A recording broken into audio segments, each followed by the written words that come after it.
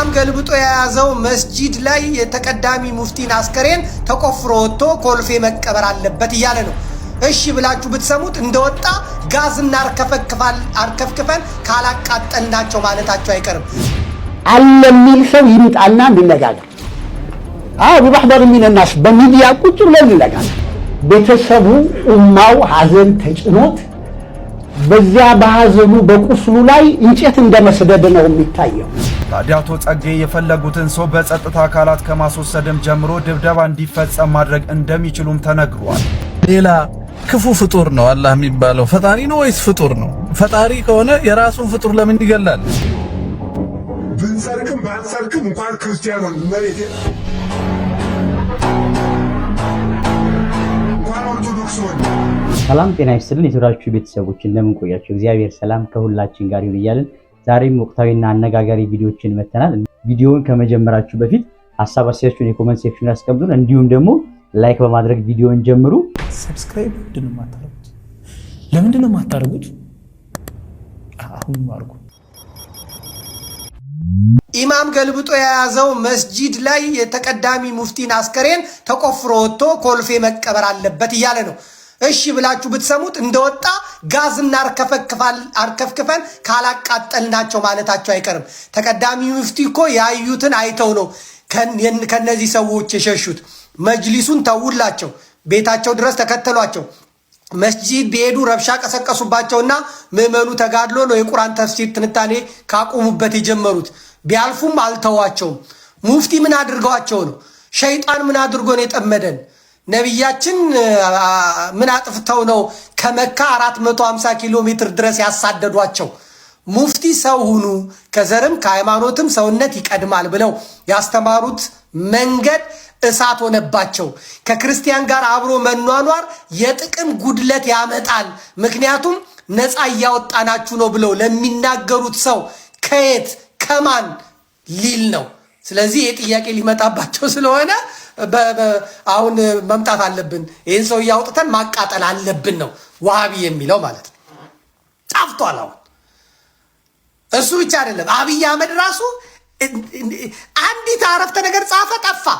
ዳንኤል ክብረት አልተነፈሰም። ስለ ሙፍቲ ቢተነፍስ ዋሃቢ ሰቅሎ ይገለዋል። አልተነፈሰም፣ አልጻፈም። እነ ሙጂብ አሚኖ ቢጽፉም ኮመንቱን ገብታችሁ ተመልከቱ። የእስላሞቹ መልስ ማለት ነው፣ የእስላሞቹ ንግግር ማለት ነው። በጣም በሚገርም ሁኔታ ማለት ነው። እስላሞቹ በራሳቸው የዋሃቢን ጉዳይ ወደ አደባባይ ያወጡት ማለት ነው። ዋሃቢዎቹ ደግሞ ትንሽ መሆናቸውን የምታውቁት ሙፍቲን ለመቅበር ሙፍቲን በመደገፍ የወጣውን ህዝብ ስታዩ እነዚህ ትንሽ መሆናቸውን ታውቃላችሁ። ለምንድን ነው ታዲያ ድምጻቸው የሰፋው ካላችሁ፣ ድምጻቸው ቫይራል እንዲወጣ ፌስቡክም ዩቲዩብም ተባባሪ ነው። ሁለተኛ ደግሞ እንቁራሪቶች ድምጻቸው ብዙ ነው። ሁለት እንቁራሪቶች አንድ ኩሬ ውስጥ ገገቡ አያሳድሯችሁ። ከተማ ሙሉ ነው የሚመስሉት። ሁለቱን አጥምዳችሁ ከያዛችሁ ግን ኩሬው ሀገሩም ሰላም ያድራል። ይሄ ዋሃቢ ምላስ አለው፣ የእንቁራሪት ምላስ ሲል ሀገሩን ነው የሚበትነው። ሃይማኖት ስለሌለው ገንዘብ አለው። 4 ሚስት ያገባል። ስራው ምን እንደሆነ አይታወቅም። በሚሊዮን የሚቆጠር ገንዘብ ነው የሚያመላልሱ። አሁንማ ባንክ ተከፍቶላቸዋል፣ እስላማዊ ባንክ ተከፍቶላቸዋል። መኒ ላውንደሪንግ በደንብ ነው የሚሰራው። ዶላሩ ምኑ እምነትም ሃይማኖትም ስለሌላቸው ማለት ነው። ካራቴ የማያሰለጥኑት የለም። መስጊድ ውስጥ የማያስገቡት ቆንጨራ የለም። የኢትዮጵያ ሙስሊሞችን በአጠቃላይ ኢማሞቹን የሚያሰግዱትን ደብድበው ጥርስ አውልቀው በቦክስ መተው መስጊዳቸውን ተረክበዋል። አብይ አህመድ አስረክቧቸዋል። አንዳንድ ቦታ ወጥረው ይዘዋል።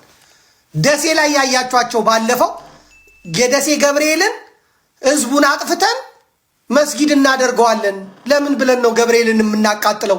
ቤተክርስቲያን መቃጠል የለበትም ሲሉ የነበሩት እነዚህ ዋሃቢዎች ናቸው። መከላከያ ውስጥ ገብተዋል። አሁን ደሴ ዙሪያ ደሴ ምናምን መንግስቱ ስርዓቱ ለራሱ ሲል ይፈልጋቸዋል። እናንተም እምነታችሁን ለማስፋፋት የኔንም መንግስት ለማዳን መዘጋጀት አለባችሁ ብለው ስልጠና ወስደዋል። ፋኖ ክርስቲያን ነው፣ ፋኖ እንደዚህ ነው፣ ፋኖ እንደዚህ ነው የሚሉት አካላት ስርዓቱንም ራሳቸውንም ለማዳን የሚገቡ ሰዎች ናቸው ማለት ነው። አለ የሚል ሰው ይምጣና እንነጋገር። ቢባህበር ሚን الناس በሚዲያ ቁጭ ብለን እንነጋገር። አለ የሚል ሰው አለ እና ዝም ብሎ ይሄ በየመስጂዱ መደንፋት አይሆንም። ለዚያውም የመሀይም ድንፋታ ኢጃቢ ይሄ ትክክልም አይደለም። ቤተሰቡ ኡማው ሐዘን ተጭኖት በዚያ በሐዘኑ በቁስሉ ላይ እንጨት እንደመስደድ ነው የሚታየው። ሰው መጠነኛ ዕልም እንኳን አይሰበስብም። አንድ ሐዲሳኒን ከፍረዋል ሻሃዳ አድርጉ ያለውት ሰውዬ እሱ ማን ሆኖ ነው ቤቱ የሚቀበረው ይላል። መጀመሪያ هو جاهل في الشريعة وجاهل في الواقع ዋቂዑንም ያለውንም ነገር አያውቅም፣ ሸሪዓውንም አያውቅም።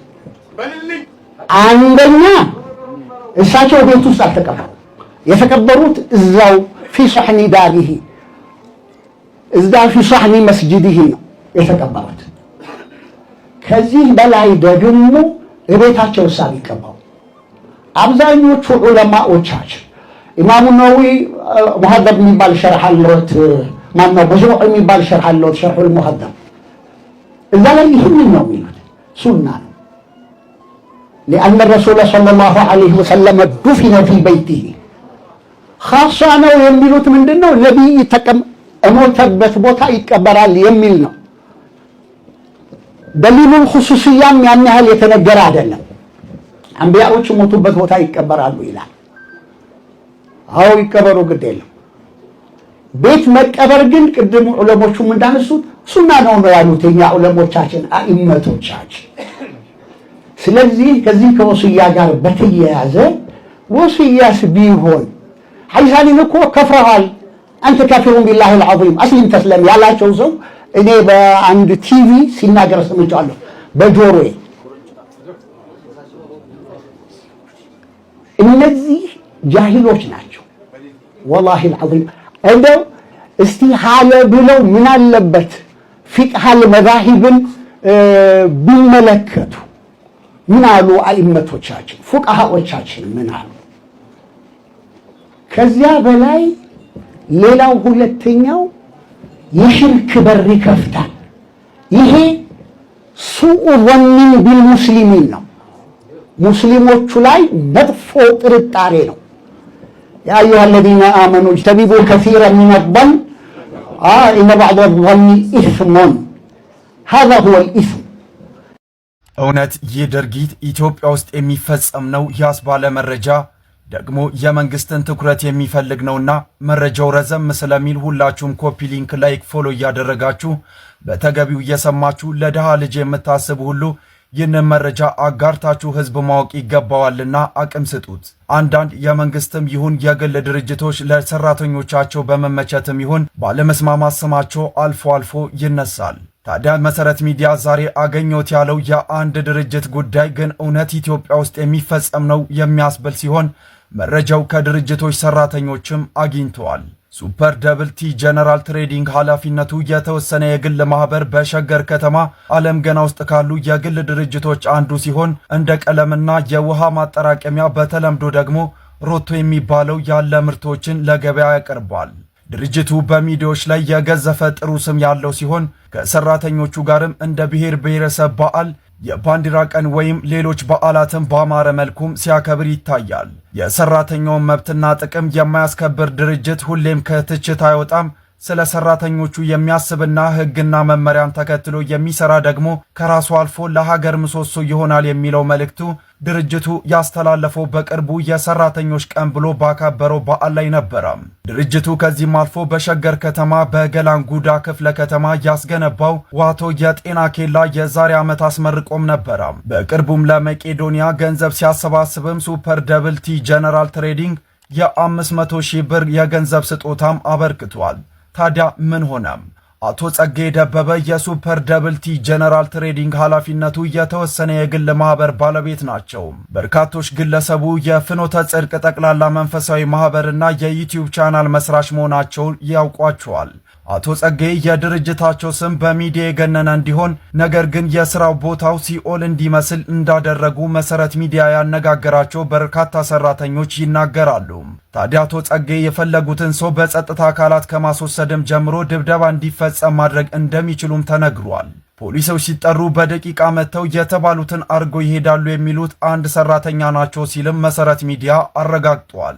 ሱፐር ደብል ቲ ጀነራል ትሬዲንግ አሁን ላይ ከ4000 እስከ 5000 የሚደርሱ ሰራተኞች እንዳሉ የታወቀ ሲሆን በርካታ ሰራተኞቹ ስማቸው ሳይጠቀስ እንኳን ለሚዲያ ለመናገር ሲቸገሩ መሰረት ሚዲያ መታዘብ ችሏል። ከስራ 1 ደቂቃ ያረፈደ 700 ብር፣ ማስቲካ ያኘከ 1000 ብር ይቀጣል።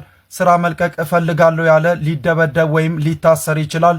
2 ቀን አንገብጋቢ ጉዳይ እንኳን ገጥሞ ብትቀር ሙሉ በሙሉ ከስራ ትባረራለህ የሚሉ ሌላኛው ሰራተኞች ናቸው ሲል መሰረት ሚዲያ በድጋሚ ገልጿል። የሚከተለው ድብደባና እንግልት በመፍራትም ማንም ተመልሶ መብቴ ይከበር እንደማይልም ይናገራሉ ብለዋል። ሰራተኞቹ አክሎ መግቢያ ሰዓት ጠዋት 12 ሰዓት ከ20 መውጫ ደግሞ ማታ 12 ሰዓት ነው በማለትም ገልጸዋል።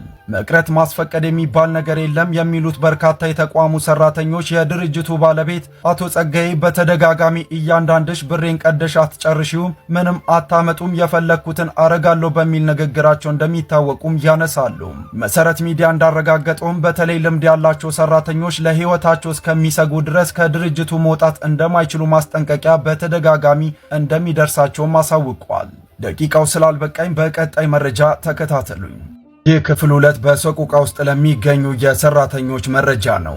እወጣለሁ ያለ ልምድ ያለው ሰራተኛ ካለ ይታሰራል ወይም ይደበደባል። ሲታሰሩ ደግሞ ከ1 ሚሊዮን ብር ጀምሮ ቁጥር ይጠራና ብር ሰርቋል ወይም ሰርቃለችም ይባላል። በውሸት መስክር ትባላለህ፣ 20 ሺህ ብር ይከፈልሃል። እምቢ ካልክ ደግሞ አንተም ትታሰራለህ የሚሉ አሁን ድረስ ከፍተኛ ስጋት ውስጥ እንደሚገኙ ሰራተኞች ገልጸዋል። የመሰረት ምንጮች እንደጠቆሙትም በዚህ ምክንያት ስራ ለቀው ወደ ገጠር ከሄዱ በኋላ ከዛም ተይዞ እንደሚመጡም ገልጸዋል። ግለሰቡ ይህንን የሚሰራው ደግሞ ከፖሊስ አባላት ጋር በመተባበር ነው። ደግሞ የሚገርመው ስንት ተማሪዎች ጥሩ እየመሰላቸው እየገቡ ህይወታቸው የተበላሸ አሉ በማለት የተናገረችው ሌላኛ ሰራተኛ መሆኗም ተገልጿል። ከአካል ድብደባው በላይ የአእምሮ ቁስል የሚሆን ስድብ በርካቶች ሲደበደቡ እንደሚውሉም ተነግሯል። ዓለም ገና በሚገኘው ፋብሪካ ውስጥ ሰራተኞች ገብተው የሚደበደቡበት ስፍራ እንዳለና ስራ ሲሰሩ ደክሟቸው ቆም ካሉም ዱላ እንደሚከተላቸውም ታውቋል። በዚህ ምክንያትም በአንድ ቀን ውስጥ ሰው ሳይደበደብ የማይውል ቀን እንደሌለ ሰራተኞቹ ጠቁመዋል። ምንም ሳታጠፋ ተላላኪዎች ይመደቡና አጥኑ ይባላል። እያንዳንዱ ሰው በወሬ ስንቱ ታሰረ፣ ስንቱ ተደበደበ። ደግሞ በጣም የሚያሳዝነው ውጪ ላይ ሚዲያ ላይ እንደሱ ያለ ጥሩ ያለ ሰው አይመስልም የሚሉ ቅሬታዎች አቅራቢዎቹ ሰራተኞቹ ናቸው። በግለሰቡ በተገነባ ሆስፒታል ውስጥ ደግሞ በእርዳታ መድኃኒትና ዊልቸር እንደሚገባ የታወቀ ሲሆን መድኃኒቱና ዊልቸሩ ግን በውድ ተመልሶ ለተጠቃሚ እንደሚሸጥም ተሰምቷል። ማንም ሆስፒታል የሌለ መድኃኒት እዚህ ሊገኝ ይችላል። የእርዳታውንም በነፃ ያስገባሉ፣ ግን በእርዳታ ስም ይቸበቸባል። ይህ ማለት ደግሞ ሀገሪቱ እየተበዘበዘች ነው የሚሉ ደግሞ በሸገር ከተማ አስተዳደር የሚሰሩ አንድ አመራር ናቸው። እንደምንሰማው ብዙ ችግር በሰራተኞች ላይ ይነሳል። ለምሳሌም የመብት አለመከበር ጥያቄና የስራ ልምድ እንኳን ሲጠየቅ የመከልከል። ግለሰቡ ለብዙ ሰው የስራ እድል የከፈቱ ናቸው፣ ግን ደግሞ የደሃ ልጅ ሰቆቃ ይብቃ ማለት ይገባል በማለት አመራሩ ተናግሯል። አንዳንዴ ይሄ ነገር ሀገር ውስጥ ነው አይደለም እንዴ ብለህ ታስባለህ። ስራ አጥፍተህ ከሆነ ተቀጣ፣ ገንዘብ ነው። የሰው ልጅ ግን መጫወቻ ለምን ይሆናል? እስከ መቼ ስድብ፣ ዱላ፣ እስርና ማስፈራሪያ ለምን? በማለት አንድ ሰራተኛ ጥያቄያቸውንም ሰንዝረዋል። ታዲያ የእናት መረጃ ቤተሰቦች ይህ መረጃ መንግስትም ህዝብም ማወቅ ይገባዋልና ላይክ፣ ፎሎ፣ ሼር፣ ኮፒ ሊንክ እያደረጋችሁ መረጃው እንዲጋራ አድርጉ። ሌላ ክፉ ፍጡር ነው አላህ የሚባለው ፈጣሪ ነው ወይስ ፍጡር ነው? ፈጣሪ ከሆነ የራሱን ፍጡር ለምን ይገላል እንዴ? አለመፍጠር ይችላል። በአደጋ ማጥፋት ይችላል። በመጨረሻው ዘመን ሊፈርድበት ይችላል። ብዙ አማራጮች አሉት። እኔን ግደል ለምን ይለኛል ነው ሌላ ሰው። እኔ ለምንድን ነው ሰው የምገለው? ለምን ይልከኛል? ሁልጊዜ በጣም ግራ ይገባኛል ይሄ ጥያቄ። ለምንድን ነው የሚልከኝ እኔን ወደ ሌላ ሰው? ወደ ራሱ ከፈጠረ የራሱን ፍጡር በፍጡር ለምን ያስገድላል የሚለው ሁሌ አይመለስልኝም። ይገባል፣ ግራ ይገባል። እንትን ነው ከሌሎች ነቢያት የምንለይበት ብሎ ያስቀመጠዋል ለመሐመድ 6 ነገሮች ከሌሎች ነቢያት ይለያል። አንደኛ ከሚለይበት ውስጥ እንዳሸብር ተልኬያለሁ አለ። አሸባሪ ነኝ አለ። ለሌሎች ለማንም ያልተሰጠ ለእኔ ብቻ የተሰጠ ነው አለ። ነገ ጥቅምት 18 እጅግ በጣም ይገርማል እኮ ከቅዱስ ቂርቆስ ውጪ ሰማዕት የሆነውን የ3 ዓመት ሕፃን ስንቶቻችሁ ታውቁታላችሁ? አደራ ኮፒ ሊንክ ማድረግ እንዳይረሳ፣ ለቤቱ አዲስ የሆናችሁን ፎሎ ማድረግ እንዳይረሳ። በጣም ይገርማል እኮ በዘመነ ሰማዕታት ከአብዛኞቹ ሰማዕታት በተለየ ኃያሉ እየተባለ የሚጠራ ሮማኖስ የተባለ አንድ ትልቁ ሰማዕት ነበር። ይሄ ቅዱስ ለምን ኃያሉ እንደተባለ ታውቃላችሁ? በዘመነ ሰማዕታት በምድረ ግብፅ መከራው እጅጉን ስለበዛ አብዛኞቹ አልቀው እኩሉም ተሰደው እኩሎቹም ደግሞ እየካዱ እንደሆነ በሰማ ጊዜ ይሄ ቅዱስ ሮማኖስ በጸሎት ከተወሰነበት በዓቱ ወጣና ሕዝቡን በአንድ ላይ ሰብስቦ መከራቸው። ወገኖቼ ልባችንን በክርስቶስ ፍቅር ካጸናነው ሞት እጅግ በጣም ቀላልና አስደሳች ነገር ነው አላቸው። በዚህ ጊዜ ሕዝቡን ሰብስቦ እየመከረ እንደሆነ የሰማው መኮንኑ እሱን አስጠራና በአየር ላይ ዘቅዝቆ ኢሰብአዊ በሆነ ጭካኔ ደሙ እስከሚንጠፈጠፍ ድረስ ሊነገር በማይችል ስቃይ አሰቃየው። ይሄ ሁሉ የሆነበት ቅዱሱ ሮማኖስ ግን ልቡ በአምላኩ ፍቅር ተነድፎ ነበርና ስቃይ ሁሉ አይሰማውም ነበር። በዚህ ጊዜ መኮንኑም እጅግ በጣም ተገርሞ ይሄ ሁሉ ስቃይ እየደረሰብህ እንዴት ዝም አልክ አለው። ይሄ ቅዱስም አንድ የ3 ዓመት ሕፃን ጥራና ስለ እውነተኛው አምላክ ይመስክር አለው።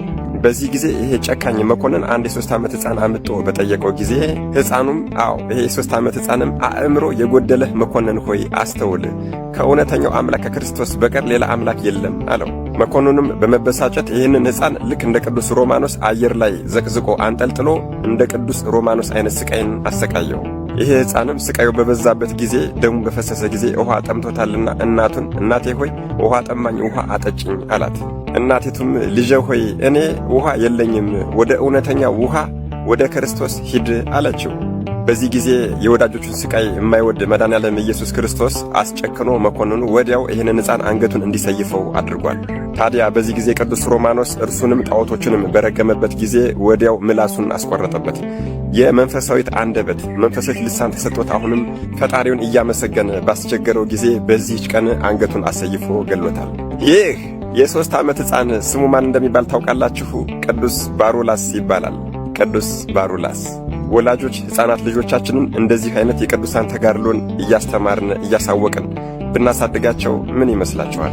መድኃኔዓለም ኢየሱስ ክርስቶስ ከቅዱስ ሮማኖስና ከሕፃኑ ሰማዕት ከቅዱስ ባሩላስ ረድኤት፣ በረከት፣ ምልጃ፣ ቃል ኪዳን፣ ፍቅር አይለየን። አሜን። ይቆየን። ብንሰርቅም ባንሰርቅም እንኳን ክርስቲያኖን መሬቴ እንኳን ኦርቶዶክስ ሆን